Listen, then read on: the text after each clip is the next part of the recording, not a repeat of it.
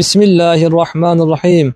Kabir ziyareti yapıyorsunuz kardeşlerim. Annelerimiz, babalarımız, halalarımız, teyzelerimiz, amcalarımız, dayılarımız, dedelerimiz, babaannelerimiz, anneannelerimiz, ablalarımız, abilerimiz, nicelerini ahirete yolladık Allah'ın izniyle kardeşlerim. Kabre geldiniz. Kabrin başında bu okuyacağımız zikri 3 kere okuyalım kardeşlerim. Tekrarlayalım, kaydedelim, mutlaka lazım olur. Okuyana okurlar, gelene giderler kardeşlerim. Bunları ihmal etmeyelim. Beraber tekrarlıyoruz. Allahümme bihakki seyyidina Muhammedin ve ali Muhammedin sallallahu aleyhi ve sellem la tuazzib hazel meyyit. Bu zikri 3 kere kabrin başında ölülerimizin niyetine okuyoruz kardeşlerim. Bir ölüye niyet edip okuyalım.